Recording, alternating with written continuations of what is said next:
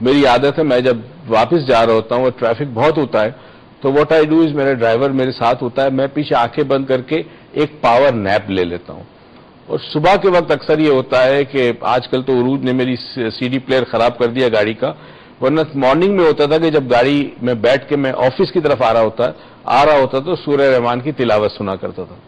یہ دونوں چیزیں مجھے بڑا ریلیکس کرتی ہے. مگر جو چیز آپ کے اختیار میں ہے اسے آپ چینج کریں, نہیں ہے کوئی بات نہیں, سیکھیں مینج کرنا اسٹریس. ایک چھوٹی سی انسائٹ دے رہا ہوں, سمجھے جو بتانا چاہ رہا ہوں. ایک شخص تھا اور اس کی ایک عادت تھی کہ وہ روز صبح اپنے گھر سے باہر جاتا, ایک جھیل تھی وہاں مچھلیاں پکڑتا, مچھلیاں پکڑنے کے بعد شام تو واپس آتا, مچھلیاں بازار میں بیچتا, گھر والوں کے لیے کھانا لے کے آتا. اس کے بعد شام کو وہ آرام سے بیٹھتا کنارے ندی کے, انجوائے کرتا, پرندوں کی چہچہاہٹ ہوتی ان کو دیکھتا, نظارے میں گم ہوتا یا بیوی بچوں کے ساتھ وقت گزارتا.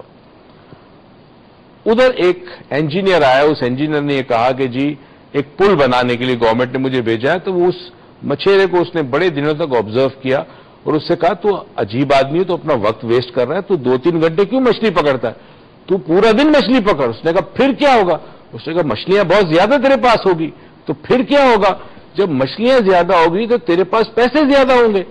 اچھا پیسے کا کیا کروں گا, بھائی پیسے زیادہ ہوں گے تو ایک چھوٹی سی بوٹ خرید لینا, پھر بوٹ دور تک جائے گی, دور جب جائے گی سمندر میں تو مچھلیاں زیادہ ہوں گی, یعنی ندی کے دور جائے گی. اس نے کہا پھر اور پیسے ملیں گے, اتنی ساری بوٹ میں مچھلیاں بھر کے آئے گا.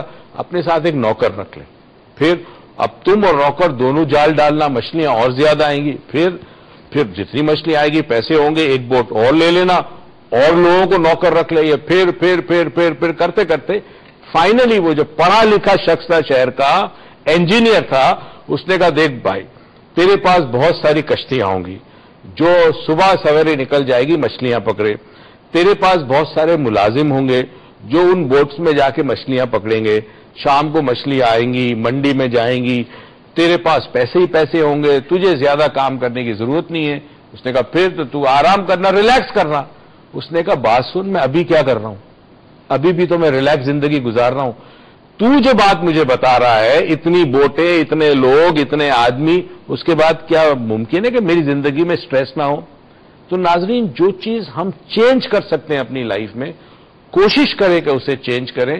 سٹریس جائے گا نہیں مگر سٹریس کم کیا جا سکتا ہے. بہت سارے راستے ہیں سٹریس کم کرنے کے لیے. کبھی کبھی تھوڑا سا وقت اپنے بچوں کے ساتھ گزار لیں, کبھی آپ کے پاس تھوڑا سا وقت ہو تو کوئی سی فلاحی ادارے میں چلے جائیں, خلق خدا کے لیے 2 گھنٹے 3 گھنٹے ہفتے میں ایک دفعہ یہ کام کر لیا کریں. کسی غریب کے بچے کو قرآن پڑھا لیا کریں, کسی بچے کے ساتھ کہ جس کے پاس تعلیم نہیں ہے اس کو تعلیم دے دیا کریں. بہت سارے ایسے کام ہیں جس سے آپ کی زندگی میں سٹریس بہت کم ہو سکتا ہے, ختم نہیں ہو سکتا. سٹریس کے بارے میں کچھ معلومات اور باقی ہے.